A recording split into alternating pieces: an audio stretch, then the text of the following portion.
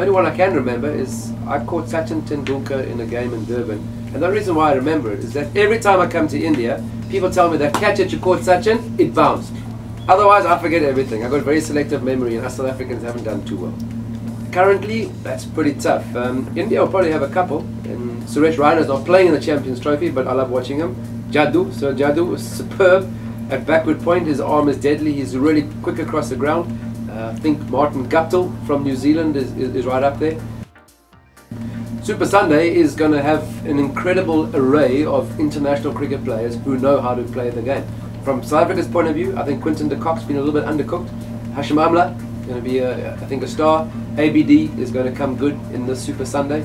I think those three, from a batting point of view, Kagiso Rabada from South Africa's, his pace attack, he is so key for us against the great opening pair of India. That for me, if Rabada doesn't fire, we're going to be in lots of trouble. And then old Imran Tahir, not just in the field with his catches and run-outs in this tournament. I mean, I couldn't believe it. I don't think he could either, if he's really honest. But he is so crucial, drying up the runs, taking wickets for South Africa. He's been a real, in every form of limited overs cricket, he's one of the leading wicket takers and exponents of leg spin. So those guys for me in South Africa, I think the opening pair, obviously for India, is important. We've seen how good Rohit and Shikhar have played together. They lay a platform for some really talented stroke players, and none other than Mr. Virat Kohli. I mean, he gets a platform. He doesn't always need a platform, let's face it, but if he does get a platform and plays with a license to entertain, South Africa will be in a great deal of trouble. So from that perspective, I think those three guys from India's batting were really top. Well, the beauty about Champions Trophy is that world rankings doesn't mean much after it's got you into the tournament. You obviously then you've got 3 matches, and this pool, everyone expected, I suppose not if you're a Sri Lankan or Pakistani supporter, everyone else expected that India and South Africa would go through regardless, and it's great. I mean, that's why everyone has enjoyed this Champions Trophy despite the rain and the interruptions that we've had and the long nights trying to sit here waiting for some sort of result to come about.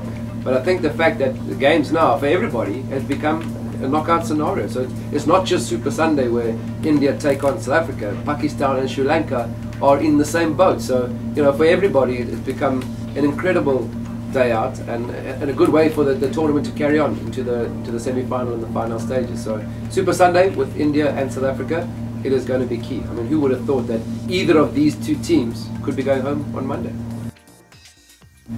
Well, it might be interesting to see how the opening pair, India's opening batting pair, handle Rabada. I mean, he is top of the rankings in ODI cricket, but someone like a Shikhar and even Rohit, they're not scared to get after the bowling. So if they see him off in 2 or 3 overs, they might decide to take the attack to Rabada. He's a young player, a little bit inexperienced, so if they might feel, well, the counter attack is the way to go, it'll be interesting to see how he handles that. He burst onto the scene only sort of 3 years back, or 2 years back.